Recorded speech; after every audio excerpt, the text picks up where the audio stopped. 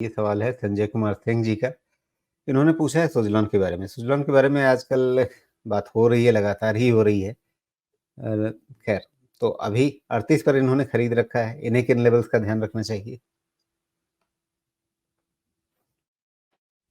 Okay जी, तो पहला तो आज का ही ध्यान रख लीजिए 50 डीएम है, क्योंकि ये इसके बाद तो आपके पास खतरे की घंटी है।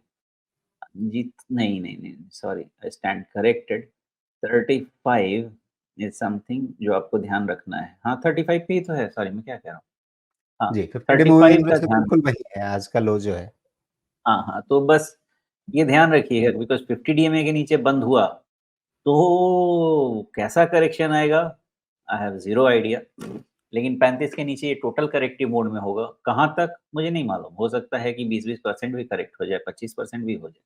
वो आने वाला वक़्त बताएगा। लेकिन 35 अभी ध्यान रखिए, उसके बाद देखिएगा और आज इसका एक रेजिस्टेंस बन गया है व्हिच इज़ 42.5 या नहीं 42.25 तो ठीक है, वो 25-50 पैसा इधर-उधर रह सकता है। आपके पास 42.25 है और आपके पास 35 है। ये आपके लिए बहुत ही इम्पोर्टेंट रेंज बना के दे रहा है Suzlon. Therefore either you look for it after 42.25 और वेट करिएगा 35 टूटने का। ये 2 रेंज का आपको इंतज़ार करना होगा to get a fresh view on direction. 38 पे खरीद रखा है इन्होंने, तो क्या 35 पे स्टॉप लॉस लगा दें? वो तो उनका फैसला है साहब, लेकिन 35 बहुत इम्पोर्टेंट लेवल होगा क्लोजिंग बेसिस पे मेरे हिसाब से। जी। जो बात सुमेश समझा रहे हैं वो ये कि 35 के नीचे जाने पर ये काफ़ी ज़्यादा गिर सकता है और वो इसलिए गिर सकता है, इसलिए नहीं कि कंपनी में कुछ नई खराबी आ गई, सिर्फ़ इसलिए कि नीचे से बहुत चल चुका है। नीचे से कहाँ से चला है वो आप देखिए ना, ये चला है ₹8 से और वहाँ से ये 40 के ऊपर आ गया, 44 के आस-पास तक आ गया। तो काफ़ी तेज़ चाल कुछ छोटे समय के अंदर हुई है, तो उसका एक करेक्शन कहीं न कहीं पर आएगा और अगर हम इस पूरे मूव की रिट्रेसमेंट भी देखें शोमेश जी तो 35 जो है वो आपका पहला 6% रिट्रेसमेंट जो होता है आता है जिसको आप ज़्यादा नहीं मानते हैं, वो आ रहा है। तो उसके नीचे मतलब 38.2 जो आपके हिसाब से एक मेजर सपोर्ट बनता है, वो 30 के आस-पास आता है। तो 35 के नीचे आने पे मतलब 30 पर आएगा ये एक तरह का एक लॉजिकल कंक्लूजन माना जाए? देखिए पॉसिबिलिटी है, 30 पे रुक जाए तो अच्छी बात है।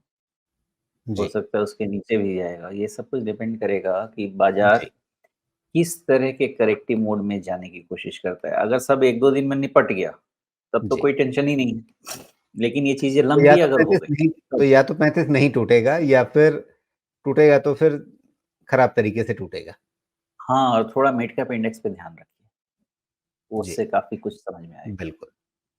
तो यहाँ पे संजय जी आपको ध्यान रखना है 35 का और वो ज़रूरी इसलिए लग रहा है कि उसके नीचे जो अभी तो 35 पे आपको ₹3 का नुकसान होगा, अगर वहाँ पे आप रुक गए, अटक गए, तो फिर वो नुकसान काफ़ी बड़ा हो जाएगा और कितने शेयर आपके पास हैं वो तो आपने लिखा नहीं है, तो वो आपको देखना पड़ेगा कि आप कितना रिस्क इसमें ले सकते हैं और अगर गिरने लगे तो फिर क्यों रिस्क लेना है, चाहे कितना भी आपने ले रखा हो और अगर 35 नहीं टूटा तो फिर अच्छी बात है, फिर बाज़ार भी नहीं टूटना चाहिए, फिर ये भी नहीं टूटना चाहिए, वो चाल बनी रहेगी तो फिर आपको और वापस अपना भाव भी मिलेगा, उसके ऊपर भी जा सकता है। ऊपर जो लेवल सुमेश जी ने बताए हैं, उनका ध्यान रख लीजिए, उसके ऊपर जाने के बाद आपने 42-25 के आस-पास कहा ना जी, कि जी, जी, उसके ऊपर फिर जी। इसमें दोबारा इसमें मजबूती नज़र आने लग जाएगी, तो फिर आपका फ़ायदा भी बढ़ता जाएगा। तो इस हिसाब से आप अपना निर्णय लीजिए, बाकी करना क्या है वो तो हर बार हम लोग यही कह रहे हैं कि तय आपको खुद करना है, डिसीज़न आपको खुद लेना है। एक इन्फॉर्म्ड डिसीज़न के लिए एक ज़रूरी पर्सपेक्टिव वो हमारी तरफ से आप ले रहे हैं, साथ में अपना भी रिसर्च ज़रूर करें।